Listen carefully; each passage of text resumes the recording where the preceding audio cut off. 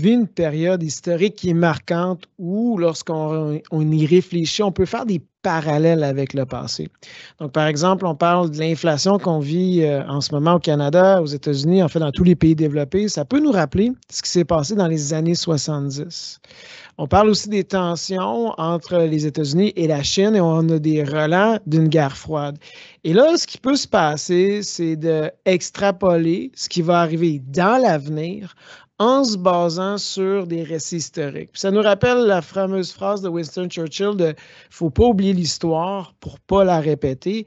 Bien, souvent les gens, les investisseurs en particulier, ou les spécialistes, vont avoir ce réflexe-là. Et là, actuellement, lorsqu'on voit que depuis quelques semaines, l'inflation est plus tenace qu'on l'avait anticipé, il y a là de plus en plus de commentateurs qui regardent ce qui s'est passé dans les années 70, puis se disent, ben, peut-être c'est exactement ce qui va se passer. Et du coup, on sait ce qui va arriver dans l'avenir, comment se positionner. Et ça, c'est un réflexe qu'on a tout en tant qu'investisseur. Par contre, moi, je lui mets un bémol là-dessus, c'est ce qu'on va développer. C'est quoi le facteur qui change le plus le cours de l'histoire? Bien, je dirais, il y a différents points, et on va les aborder. Le premier, je vais dire, c'est les signes noirs. C'est quoi les signes noirs? C'est inspiré du philosophe Nicolas Nassim Taleb, qui explique que depuis toujours, là, les gens pensaient que les signes n'étaient que blancs, jusqu'à temps qu'on en découvre en Australie qui sont noirs. Et là, tout d'un coup, la thèse change. Donc, c'est la même chose d'un point de vue historique ou économique. C'est que ce qui fait le plus gros changement, c'est des événements peu probables à forte signification. Donc, je vais donner un exemple. Quelqu'un aurait pu projeter l'économie au début des années 2000 où elle allait se diriger. Mais qu'est-ce qui est arrivé? Il est arrivé la catastrophe du 11 septembre et tout d'un coup, ça a un impact sur plusieurs fronts, que ce soit politique, militaire et économique, et on n'aurait pas pu l'anticiper.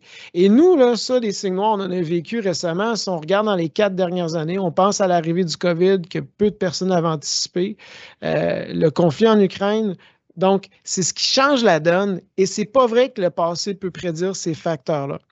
L'autre point que l'histoire va jamais prendre en compte, c'est l'innovation technologique. Adam Smith avait donné un modèle économique qui a été robuste que les économistes utilisent aujourd'hui, mais ce qu'il avait oublié dans son concept, c'était l'impact de la technologie, puis c'est encore le cas aujourd'hui.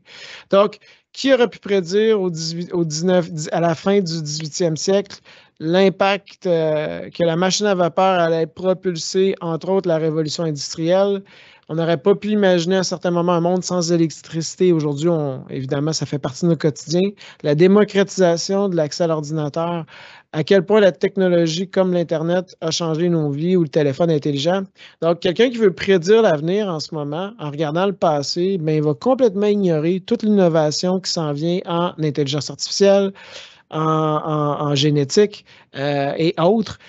Donc, il faut juste penser à nous-mêmes. Si on recule il y a 15 ans, on n'aurait pas imaginé à quel point Amazon allait occuper notre vie. On allait imaginer un monde sans iPhone. Donc, c'est la même chose. Donc, il faut se méfier de prédire l'avenir simplement en s'assoyant sur l'histoire. Surtout quand on prend l'histoire pour faire du overfitting. Je m'explique.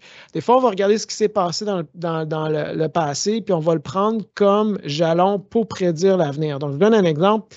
Avant la crise financière, tous les modèles économiques regardaient la variation des prix des résidences. Puis c'est là-dessus qu'on avait créé des produits financiers parce que le prix d'une maison, ça ne baisse pas. Et soudainement, qu'est-ce qui est arrivé? Il est arrivé ce qu'on sait, la crise financière, puis soudainement, ces modèles historiques ne fonctionnaient pas.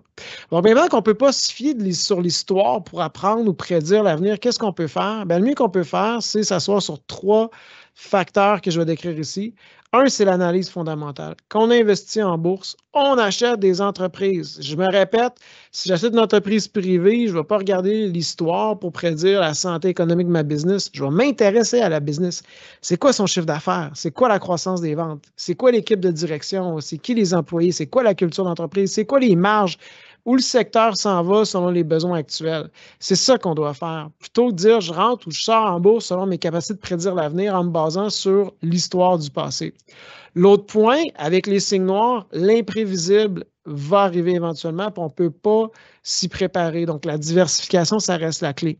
Puis finalement, ceux qui suivent nos chroniques vont voir qu'on est très quantitatif. Donc, ce n'est pas d'ignorer les données, mais entre la narration, ce qu'on fait de ce qui devrait se passer si on se base sur notre expérience passée, puis la réalité, souvent, il y a un écart.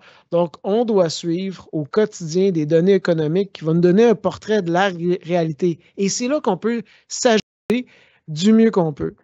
Donc, l'idée ici, c'est que quand les gens, quand on lit les journaux, puis on parle du passé, puis on essaie de prédire où l'avenir va être sur des conflits géopolitiques, sur l'économie, prenez ça avec un petit bémol. On se dit à la semaine prochaine.